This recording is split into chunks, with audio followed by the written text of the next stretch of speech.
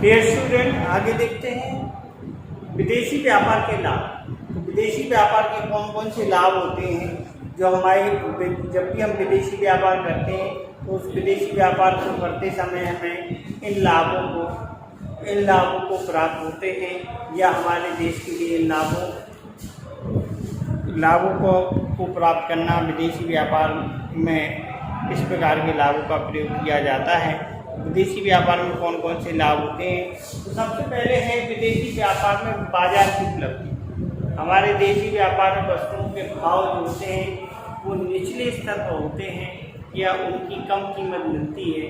जब हम वही वस्तु को विदेशी मार्केट में ले जाते हैं या बड़े बाजार में ले जाते हैं या विदेशों में माल पहुँचाते हैं जहाँ उस वस्तु की मांग अधिक होती है, तो हमें दो चीज़ें मिलती हैं। एक तो हमें वहाँ का मार्केट मिल जाता है, दूसरा वहाँ अधिक से अधिक प्रॉफिट मिलता है और दूसरी बात हम अपनी वस्तु को ऊंचे से ऊंचे दाम में बेच पाते हैं।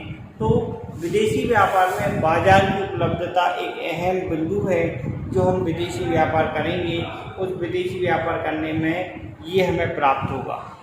दूसरा हम देखते हैं विभिन्न प्रकार की वस्तुओं की प्राप्ति। जब हम विदेशों में माल भेजते हैं तो विदेशों में माल कहीं ऐसे ही नहीं भेज देते, उससे हमें क्या होता है भिन्न अलग अलग देशों की अलग अलग वैरायटी, अलग अलग प्रोडक्ट हमें प्राप्त हो जाते हैं, जिससे हमारा जीवन स्तर में सुधार आता है। नई नई वस्तुओं की उपलब्धता हो जाती है, एक ही वैरायटी की बहुत सारी वस्तुएं उपलब्ध हो जाती हैं और उनका हम प्रयोग करने में हमें आसानी होती है। तो भिन्न प्रकार की वस्तुएं हमें प्राप्त हो जाती है और मार्केट में एक ही प्रकार की कई प्रकार की वस्तुएं हमें आसानी से मिल जाती हैं जो हमारे रहन सहन और जीवन स्तर में सुधार लाती है। किसी देश के द्वारा जो उस देश के प्राकृतिक संसाधन होते हैं उन संसाधनों को पर्याप्त रूप से कंजम्पशन या पर्याप्त रूप से प्रयोग नहीं किया जा पाता है, या जो भी प्राकृतिक संसाधन होते हैं उन संसाधनों को एक देश में पर्याप्त रूप से उसकी मांग के अनुसार प्रयोग नहीं हो पाते हैं। ऐसी दशा में अगर हमें विदेशी मार्केट मिल जाता है तो अधिक से अधिक खनिज उत्पादन जिस देश में प्राकृतिक संसाधन उपलब्ध हैं उनको उत्पादन करके हम विदेशों में एक्सपोर्ट करके अधिक से अधिक अपने देश में विकास कर सकते हैं, आर्थिक स्थिति में विकास कर सकते हैं और उन प्राकृतिक संसाधनों का समुचित प्रयोग कर सकते हैं। तो इस प्रकार से प्राकृतिक संसाधन की विदेशी व्यापार में अत्यधिक लाभप्रद है।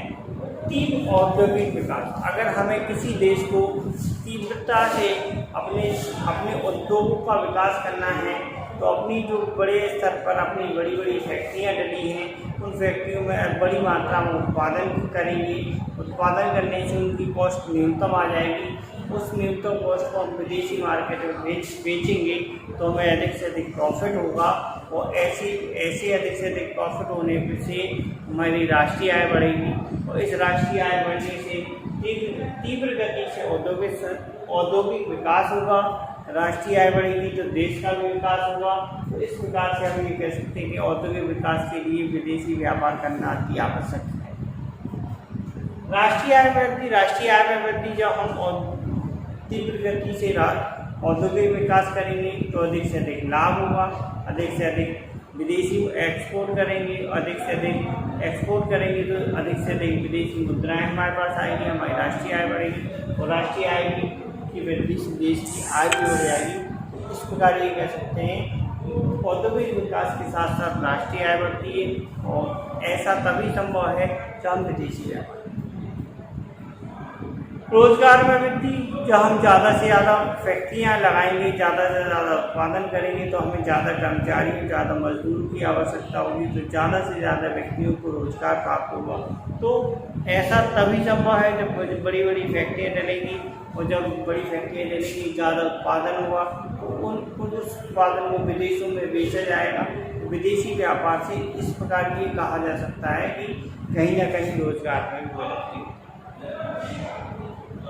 विभिन्न वर्गों को लाभ, कोई भी कंपनी है, उत्पादक है, उपभोक्ता है, मध्यस्थ है, तो विक्रेता है, फुटकर विक्रेता और उपभोक्ता है।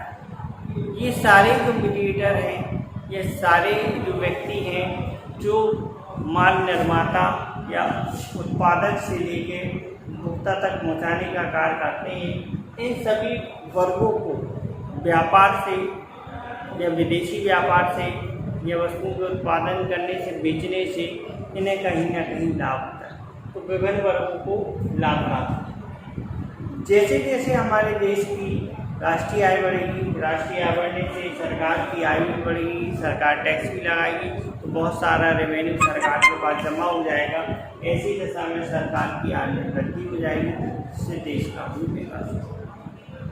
सभ्यता का विकास, आज जो हम वस्तुओं का प्रयोग कर रहे हैं वो वस्तुएं हमारे लिए हमेशा के लिए नहीं रह पाएंगी। ऐसी दशा में हमें नई नई फैक्ट्रियाँ लगेंगी, नई नई वस्तुओं का उत्पादन करेंगे, नई नई वस्तुएं हम विदेशों में भेजेंगे, वहाँ से नई नई वस्तु इंपोर्ट करेंगे, फिर एक्सपोर्ट करेंगे। तो इससे क्या, नई नई सभ्यता की जानकारी होती, नए नए कल्चर की जानकारी होती, नए नए हमारे व्यापार खुलते। सभ्यता के विकास के साथ साथ हमारी उसका भी विकास होता है, हमारे मानव जीवन का विकास होता है। तो सभ्यता का विकास ही व्यापार पर निर्भर है। हमारे व्यापार का विकास हुआ तो हमारी सभ्यता का विकास हुआ तो व्यापार का विकास हुआ। तो इस प्रकार ये कह सकते हैं कि जैसे जैसे हमारी सभ्यता या व्यापार का विकास होगा, दोनों एक दूसरे के पूरक हैं, दोनों का विकास होगा। इस प्रकार हम ये कह सकते हैं कि विदेशी व्यापार से हमें नई नई सभ्यता की जानकारियाँ भी प्राप्त होती हैं और नए नए उद्योग और व्यापार भी प्राप्त होते हैं। तो आज हमने विदेशी व्यापार में जो भी लाभ हो रहे हैं उन लाभों को समझा।